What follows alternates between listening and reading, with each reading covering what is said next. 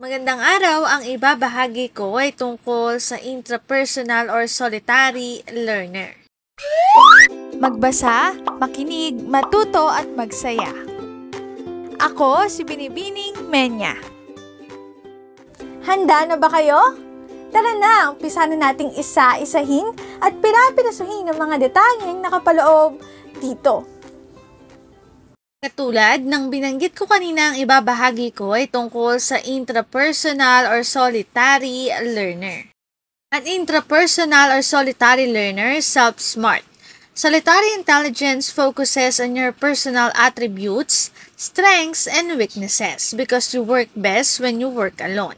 You're the genius who can spend hours studying on their own and might come up with something that no one else has noticed. Yung mga interpersonal or solitary learners, sila yung mga estudyante na mas komportable na individual na lang yung gagawing activities, individual na lang yung gagawing project.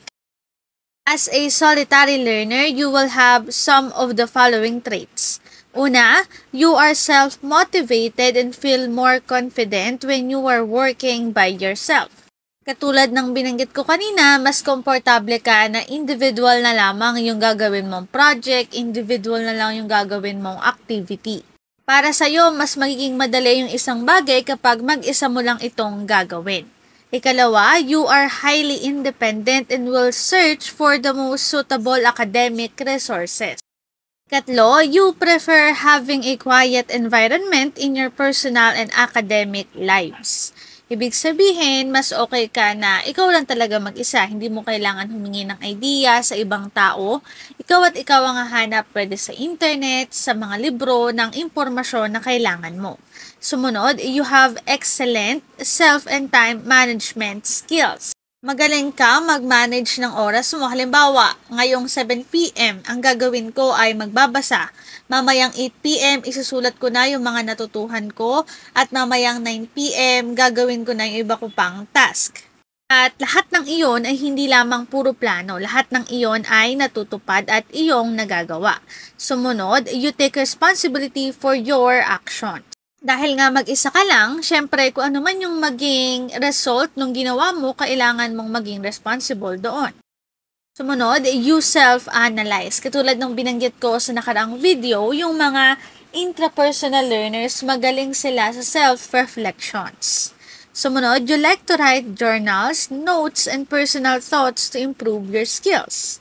Sumunod, you can understand your mood and intentions. Katulad lang din ng binanggit ko sa nakaraang video, yung mga interpersonal learners, magaling sila mag-control ng emosyon nila. Sumunod, you like self-help books and personality quizzes. At ang panghuli ay you have a detailed to-do list and love to set up your goals and make plan. Para mas ma-manage yung time, kailangan merong to-do list, merong mga plano. At katulad nga na sinabi ko kanina, yung mga intrapersonal learners, hindi lamang sila basta-basta gumagawa ng plano. Sinusunod nila yung planong ginawa nila.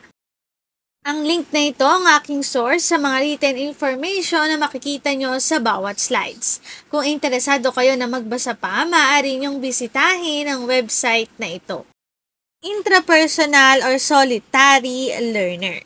Dito na nagtatapos ang aking pagbabahagi. Sana ay marami kayong natutuhan. Muli, magbasa, makinig, matuto at magsaya. Ako si Binibining Menya. Paalam!